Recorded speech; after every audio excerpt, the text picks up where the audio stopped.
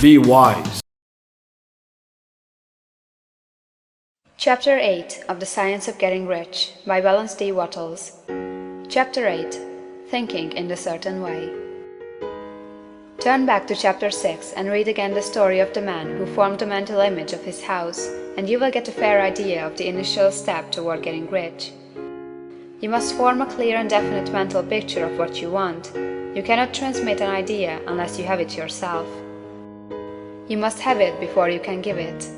And many people fail to impress thinking substance because they have themselves only a vague and mystic concept of the things they want to do, to have, or to become.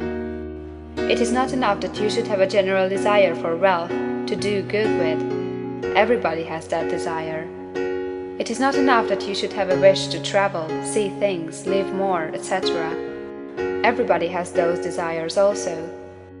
If you are going to send a wireless message to a friend, you would not send the letters of the alphabet in their order and let him construct the message for himself, nor would you take words at random from the dictionary. You would send a coherent sentence, one which meant something. When you try to impress your wants upon substance, remember that it must be done by a coherent statement. You must know what you want and be definite. You can never get rich or start the creative power into action by sending out unformed longings and vague desires. Go over your desires just as the man I have described went over his house. See just what you want and get a clear mental picture of it as you wish it to look when you get it.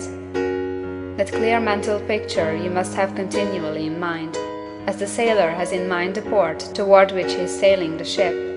You must keep your face toward it all the time. You must no more lose sight of it than the steersman loses sight of the compass. It is not necessary to take exercises in concentration, nor to set apart special times for prayer and affirmation, nor to go into the silence, nor to do occult stunts of any kind.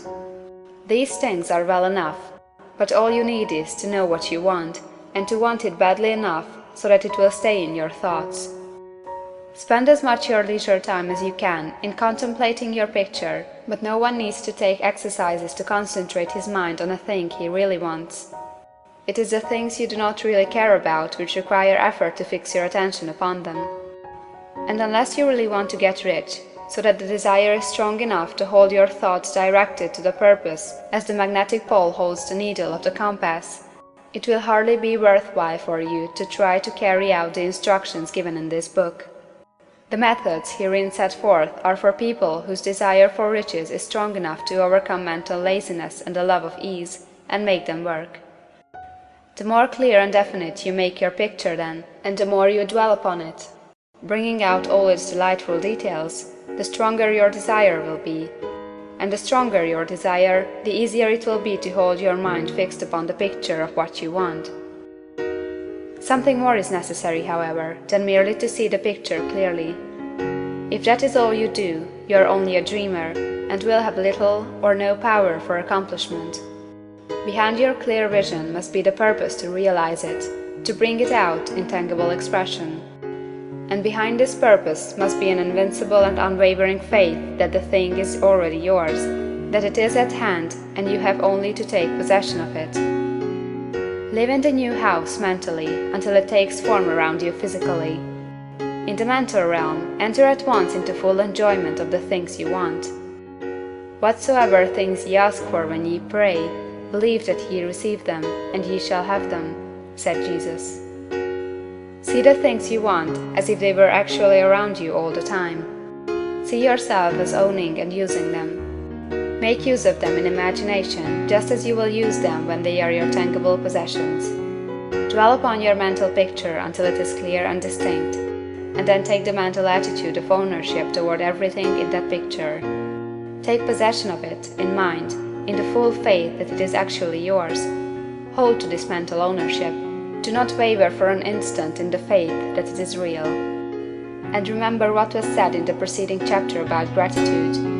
Be as thankful for it all the time as you expect it to be when it has taken form.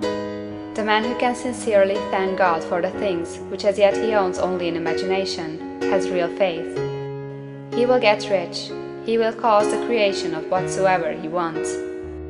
You do not need to pray repeatedly for things you want. It is not necessary to tell God about it every day. Use not vain repetitions as the heathen do, said Jesus to his pupils, for your Father knoweth that ye have need of these things before ye ask him. Your part is to intelligently formulate your desire for the things which make for a larger life, and to get these desires arranged into a coherent whole. And then to impress this whole desire upon the formless substance, which has the power and the will to bring you what you want. You do not make this impression by repeating strings of words. You make it by holding the vision with unshakable purpose to attain it, and with steadfast faith that you do attain it. The answer to prayer is not according to your faith while you are talking, but according to your faith while you are working.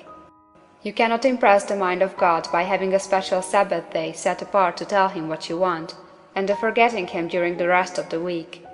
You cannot impress him by having special hours to go into your closet and pray, if you then dismiss the matter from your mind until the hour of prayer comes again. Oral prayer is well enough, and has its effect, especially upon yourself, in clarifying your vision and strengthening your faith.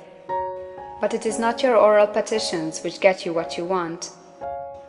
In order to get rich, you do not need a sweet hour of prayer, you need to pray without ceasing. And by prayer, I mean holding steadily to your vision, with the purpose to cause its creation into solid form, and the faith that you are doing so. Believe that ye receive them. The whole matter turns on receiving, once you have clearly formed your vision.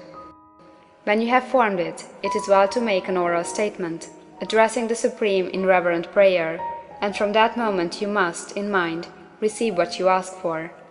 Live in the new house, wear the fine clothes, ride in the automobile, go on the journey, and confidently plan for greater journeys. Think and speak of all the things you have asked for in terms of actual present ownership. Imagine an environment and a financial condition exactly as you want them, and live all the time in that imaginary environment and financial condition. Mind, however, that you do not do this as a mere dreamer or castle builder. Hold to the faith that the imaginary is being realized, and to the purpose to realize it. Remember that it is faith and purpose in the use of the imagination which makes the difference between the scientist and the dreamer. And having learned this fact, it is here that you must learn the proper use of the will. End of chapter 8.